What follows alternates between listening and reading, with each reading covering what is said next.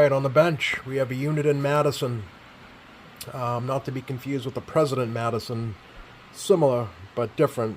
So this one here is well worn. It's got some battle scars, some whiskey licks, some dirt, some really bad corrosion from the glue. You get a little pointer here. Yeah, just this glue has turned dark brown and hard, and starting to turn some of the leads green. Yeah, you can see back there. It's you can see the green death already forming.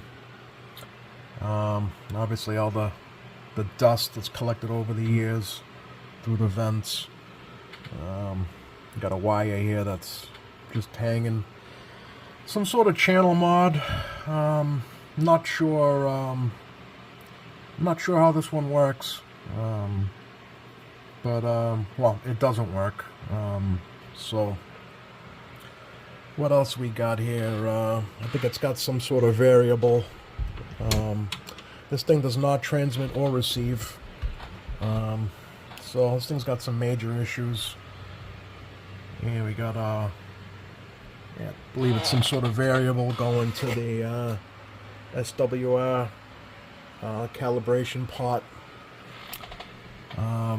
Looks like a clarifier unlock. Yeah, and then the channel mods here, which I don't know if this could be the issue as to why it's not transmitting or receiving. But we'll figure it out.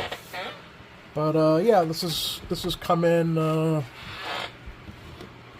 Yeah, completely did away with that. I'll have to figure out some more wiring diagram. I hate Uniden radios when people cut out the switches and stuff, and the potentiometers, because it's tough getting wiring diagrams if you don't have one of these yourself. But figure it out. Not a big deal. But yeah, so the first order here is to get everything cleaned up. Take out this channel mod. Yeah, I don't know. It looks like it shuts. One switch shuts everything off, and then the other two switches are supposed to do something, but I can't even get the TX-RX light to come on in certain situations here, certain modes. So we'll have to do away with that. And yeah, that's about it. I just wanted to do a preliminary check here on this. I was hoping that it would at least, do something, either transmit or receive. So, but it's doing neither. So we'll have to do some diagnosing. But yeah, let me. I'm gonna get rid of this channel mod first, and then try to get rid of this variable. I think that's what that is. And yeah, take it from there. Alright, stand by. Well, I got the channel mod out and patched up this PLL area. They ripped off, when they cut the traces, they basically just ripped off the trace that they cut, and when I desoldered it, it came off with the wire. So temporarily those are bridged, but I still couldn't get this thing to transmit or receive. And so I noticed the glue was really bad in this radio. Super hard, super dry. And so I started to kind of like examine some areas here, and it is just really bad. So this is one crystal here. It is just completely corroded. The glue got underneath.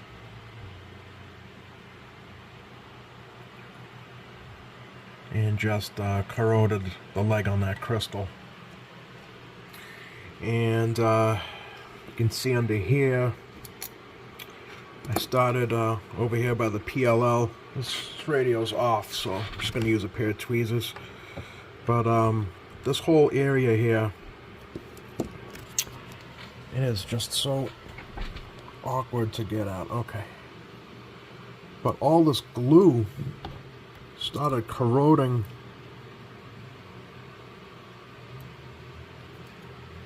I mean, that leg of that diode there is completely gone.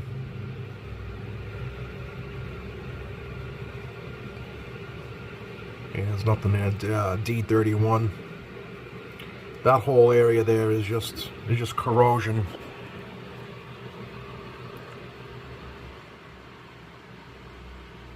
But it's throughout the whole radio.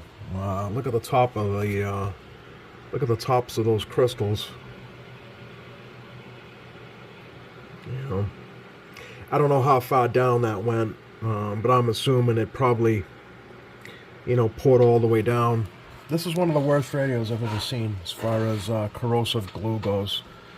And this is a perfect example as to why this glue needs to be removed. You know, you might not want to do it. It might be a pain in the butt to do, but it is necessary.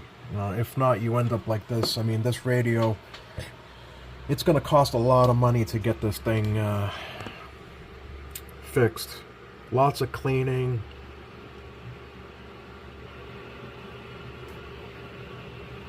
Lots of removing components, and you know, it's just it's labor intensive. You know, it's almost not worth it. You know,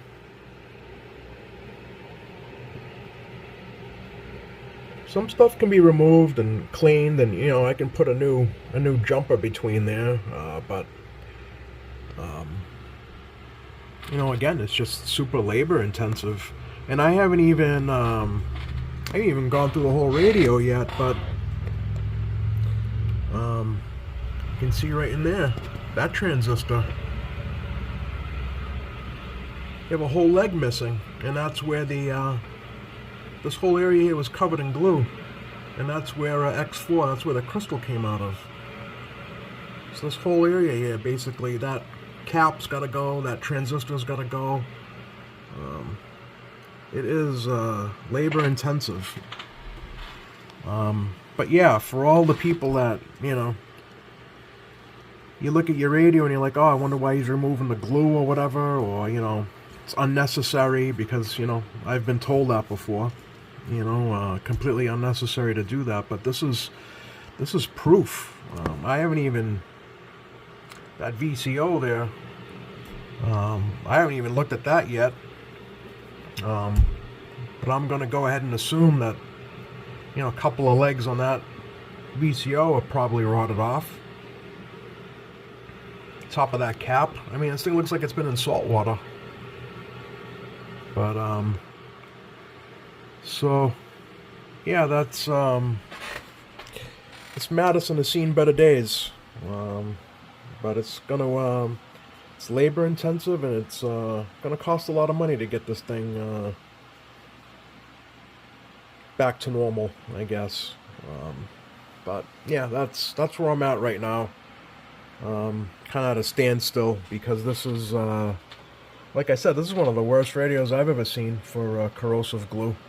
You know, normally you get a couple of spots here and there, and you know, you change out a resistor, you change out a transistor, a crystal, you know, like that. It's very common. I've changed out lots of these crystals, you know, that X4. But you know, the rest of this, it's it is really, really bad, you know. But anyway, yeah, I just wanted to kind of document this and show you guys firsthand the destructive power of this glue that, you know, that's in some of these radios. But anyway, that's it for now. You know, maybe the radio might be repairable. I don't know. We'll have to see. But if it is, I'll make a second part to this. But yeah, that's it for now, guys. Thanks for watching.